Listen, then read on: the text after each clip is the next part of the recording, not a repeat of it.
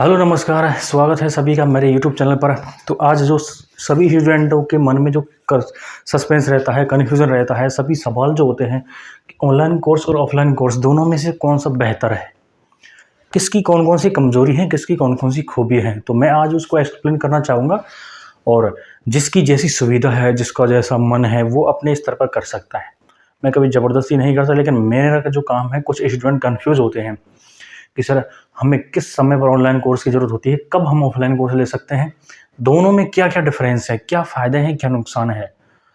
और लास्ट में मैं एक चीज़ ज़रूर बताऊँगा कि किन स्टूडेंट को ऑनलाइन लेना चाहिए, किन स्टूडेंट को ऑफलाइन लेना चाहिए। सबसे बहुत इम्पोर्टेंट चीज़ जिसको मैं इन सब के बाद बताने वाला हूँ, तो इसलिए वीडियो को स्किप मत करो, लगातार देखो। अगर हम बात करें ऑनलाइन कोर्स, क्योंकि अभी जो स्टूडेंट की कमेंट आती है कि सर अब मैं ऑनलाइन में कोर्स ले लूँ या फिर मैं ऑफलाइन जाकर कोचिंग करूँ, दोनों में कन्फ्यूज़न जो होता है, अब कन्फ्यूज़न वो सारा दूर हो जाएगा तुम्हारा। तो इसीलिए मुझे वीडियो बनानी पड़ी कि तुम्हारा ये कन्फ्यूज़न दूर कर दूँ। जो भी हमारा एक्सपीरियंस रहा, क्योंकि हमने दोनों तरीके से ये चीज़ें देखी हैं और सबको नज़दीक करीब से जाना है, ऑफलाइन भी और ऑनलाइन भी। तो हर एक चीज़ पर बारीकी से बात करने वाले हैं। सबसे पहले हम देखते हैं क्या-क्या खूबियाँ हैं, क्या नुकसान है। तो पहला इसका पॉइंट है, कहीं भी पढ़ सकते हैं। अगर तुमने ऑनलाइन कोर्स लिया, इसकी सबसे बड़ी ख़ासियत जो होती है कि कहीं भी पढ़ सकते हैं। अब कहीं भी मतलब अगर तुम लोग लाइब्रेरी में हो, वहाँ पर पढ़ सकते हो, घर पर हो, वहाँ पर पढ़ सकते हो, किसी भी जगह हो, घर पर, शहर में हो, जहाँ पे गाँव में अपने घर पर भी हो। और सर्दियाँ चल रही हैं तो अपनी रज़ाई में दबकर आराम से पढ़ सकते हो, आराम से क्लास ले सकते हो। और ये सबसे बड़ी ख़ासियत इसकी मानी जाती है ऑनलाइन कोर्स की। आई बात समझे? अब ऑफलाइन कोर्स में ये चीज़ नेगेटिव साबित होती है कि सिर्फ बड़े शहरों में ही जाना पड़ता है हमें, क्योंकि बड़े शहरों में ही अच्छी कोचिंग, जैसे जयपुर जाते हैं, दिल्ली जाएँगे हम लोग, तो हमारे गाँव में, छोटे कस्बों में तो आपको उनको मिली भी नहीं कोचिंग ऑफलाइन के लिए। तो इस पॉइंट में हमारी ऑनलाइन कोर्स आगे रहने वाला है। अगर ये सब प्रॉब्लम है तुम्हारे, अगर तुम बड़े शहरों में नहीं जा सकते या फिर तुम्हारे पास इतना वो नहीं है, समय नहीं है, तो आप लोग ऑनलाइन कोर्स ले सकते हो। अगला पॉइंट क्या है, पैसा बहुत कम खर्च होता है। इसकी दूसरी सबसे बड़ी खासियत है, पैसा कम खर्च होगा। जो ऑनलाइन कोर्स 4000 के आसपास जो आता है, मिनिमम रेंज बता रहा हूँ मैं, वही ऑफलाइन कोर्स कम से कम 20,000 का मिलेगा आपको, कोई भी टीचर एग्ज़ाम हो या फिर कोई भी हो। इतना डिफरेंस होता है इसमें, कम से कम। तो स्टूडेंट जो होते हैं, थोड़े गरीब स्टूडेंट होते हैं, मिडिल क्लास के स्टूडेंट हैं, तो पैसा इसमें बहुत बचेगा। अब सिर्फ ये तो फीस की बात थी, इसके बाद रहने का खर्च। अगर तुम शहर में जाओगे तो वहाँ पर आपको रूम लेना पड़ेगा, रूम के बाद खाने का खर्च, वहाँ पर आपको सारी चीज़ें खरीद कर खानी पड़ेगी। जबकि हम गाँव में, हमारे पास सब कुछ पैदा हो जाता है, किसान लोगों के लिए गेहूँ वगैरह सब कुछ।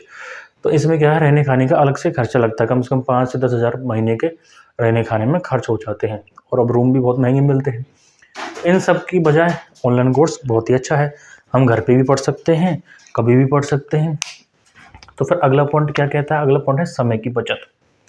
ऑनलाइन कोर्स में समय की इतनी ज़्यादा बचत हो जाती है, बहुत ही ज़्यादा।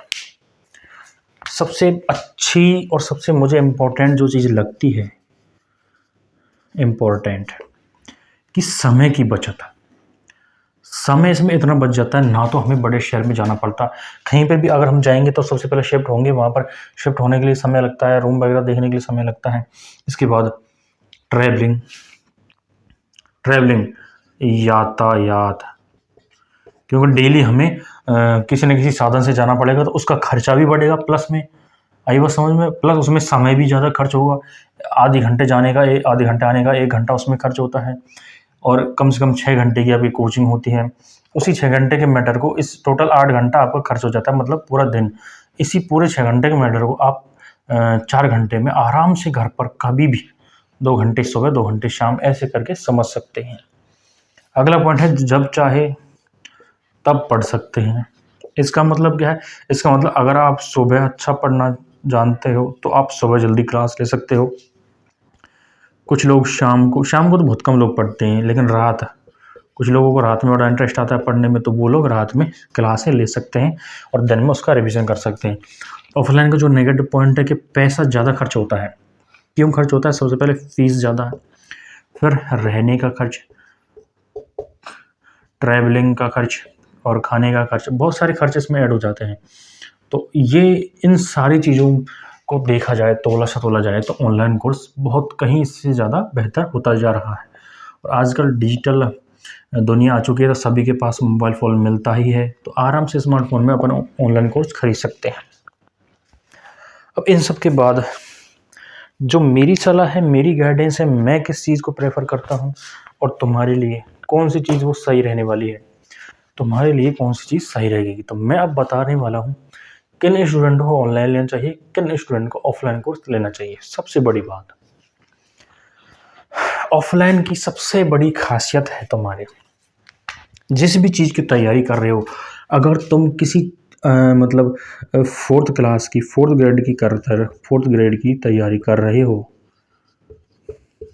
मतलब सीधी भाषा में अगर कहा जाए तो थोड़ी कम लेवल की अगर तुम लोग तैयारी कर रहे हो, कांस्टेबल वगैरह है, पशु परिचर है राजस्थान में, या फिर दिल्ली पुलिस है, SSC GD है, और रीट वगैरह है। रीट को भी हम इसी में थर्ड ग्रेड की नौकरी है, रीट थर्ड ग्रेड है।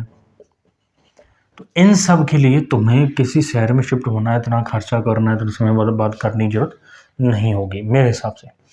अगर तुम बड़ी तैयारी करते हो, RAS, IAS, first and second grade,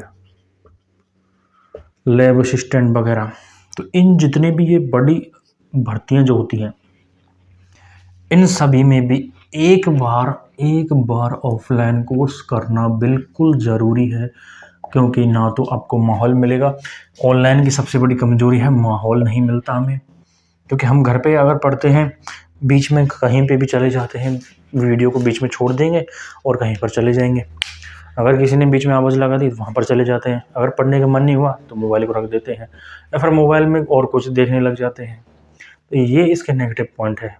अगर तुम लोग अभी नए आए हो कंपटीशन की इस फील्ड में, तो एक बार ऑफलाइन कोर्स करना ज़रूरी है। अगर तुम इन सब की तैयारी करो, बड़ी जो तैयारी करते हैं और लॉन्ग टर्म की जो तैयारी है, RSIA first grade second grade जो भी बड़ी भर्तियाँ हैं, इनमें ऑनलाइन के भरोसे सिलेक्शन नहीं हो सकता। एक बार तो मिनिमम से मिनिमम ऑफलाइन कोर्स करना ही पड़ेगा, जहाँ भी अच्छी कोचिंग है, अच्छा एजुकेशन जहाँ पर मिलता है, उसके बाद तुम लोग इसका सहारा ले सकते हो। बिल्कुल, ये तो साथ में चलेगा ही चलेगा, ऑनलाइन आपको तब भी मिल जाएगा, लेकिन एक बार ऑफलाइन कोर्स करना ज़रूर है, क्योंकि जो स्कूल वाली फीलिंग वो वहीं पर आती है। जब बहुत सारे स्टूडेंट बैठे होते हैं और टीचर आपके सामने होता है, तो क्वेश्चन आंसर डाउट आप आसानी से पूछ सकते हो, जबकि ऑनलाइन में आप ना तो डाउट पूछ सकते, टीचर ने जैसा पढ़ाया अपन ने पढ़ लिया।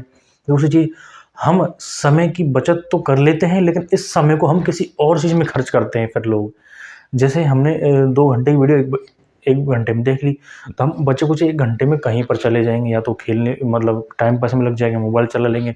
तो ये सारे इसके नेगेटिव पॉइंट है। तो मेरा सभी से ये कहना है, एक बार तो ज़रूर ऑफलाइन कोर्स करो, बिल्कुल लगन से, एक भी क्लास छोड़नी नहीं है। फिर उसके बाद तुम ऑनलाइन कर सकते हो दोबारा। उसके बाद तुम खूब घर पर रहो, ऑनलाइन तैयारी करो, अपनी सेल्फ स्टडी करो। ये था आज दोनों में फ़र्क जो तुम्हें मैं बता पाया। अगर अच्छा लगे तो इसको 10% 20% जितना भी तुम चाहो अप्लाई कर सकते हो अपनी रणनीति में। तो सभी को बहुत बहुत धन्यवाद।